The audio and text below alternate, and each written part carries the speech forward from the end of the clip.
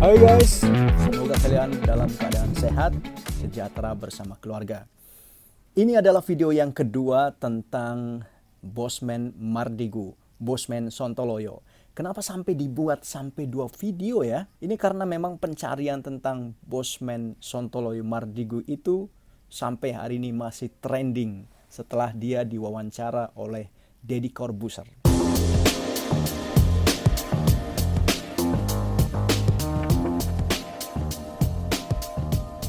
Mardigu Wawik dicari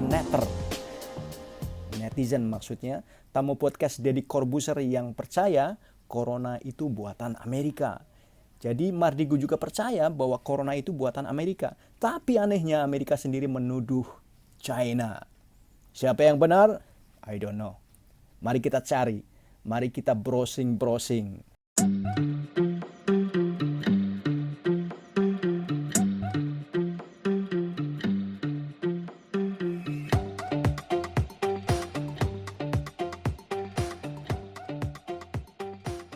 Sosok pengusaha Mardigu Wawik atau yang disebut sebagai Bosman Sontoloyo telah meramaikan media sosial. Mardigu muncul di podcast Deddy Corbuzier pada Selasa hari kemarin guys. Deddy mengundangnya karena ada banyak permintaan dari penonton setia buat mewawancarai Mardigu itu. Video Mardigu Wawik bersama Deddy Corbuzier telah ditonton sebanyak 2 juta dan dalam 19 jam terakhir belum ada 1 hari guys. Belum ada 1 hari. 19 jam doang. Dan kalau kita lihat videonya sekarang sudah lebih dari 3 jutaan. Mardigu dalam obrolan bersama Deddy mengatakan ia termasuk yang percaya teori konspirasi bahwa virus corona adalah buatan Amerika Serikat. Ia meyakini COVID-19 tidak menyebar secara alami dari Wuhan, China. Nah ini kata-kata dia nih. Virus corona ada banyak versi. Saya lebih senang pakai data science aja. Cambridge University mengadakan riset cukup panjang. Seorang profesor, dokter di sana sahabat saya di Malaysia, kata dia. Sejak Februari dia sering WA. Dia bilang something yang belum bisa dia nebak. Nah ini guys, kata-kata ini saya nggak setuju. Dia sendiri belum bisa nebak kok bisa langsung mengambil kesimpulan. Kadang-kadang orang cerdas itu memang ada blow on-nya, tahu nggak? Jadi memang benar, kadang-kadang orang cerdas, orang pintar itu kesandung blow on-nya. Tapi orang blow on itu kadang-kadang kelihatan pinternya. Maksudnya begini, ini pernah dibahas sama Gus Baha ini. Kalau belajar sesuatu itu susah, ya udah kita hindari. Berarti kan orang pinter. Menghindari yang susah itu kan pinter. Ini joke guys, ini joke.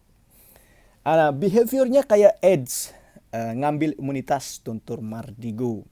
Semenjak kemunculannya di podcast Deddy, kata kunci Mardigu Wawik menjadi paling banyak dicari di pencarian mesin Google dan YouTube.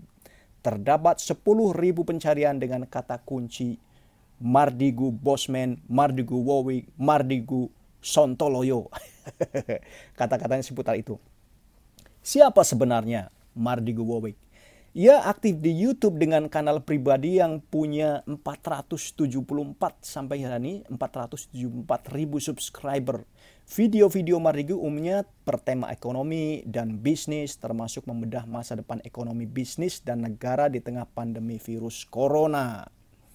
Info-infonya itu memang tidak kita temukan di media-media lain. Mungkin dia punya sumber tersendiri yang kadang-kadang itu luar biasa. Saya pernah melihat video-videonya dan itu memang keren kalau itu benar. Kalau itu benar. Pria yang dijuluki dengan Bosman Sontoloyo ini juga berprofesi sebagai pengusaha yang memiliki 32 perusahaan guys. 32 company. 32 perusahaan. Oke, ingat itu. Skalanya nasional dan regional. Usaha yang digelutinya itu nggak main-main. Ini benar-benar tajir bidang minyak dan gas. Yes, hanya orang-orang kaya yang bisa mengelola ini.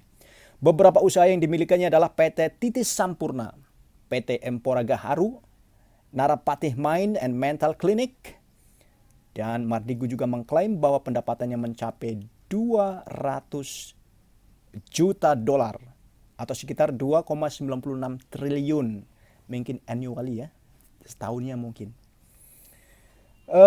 Tidak hanya menggeluti usaha, Mardigu juga kerap menyisihkan waktu untuk anak yatim, filantropi juga guys.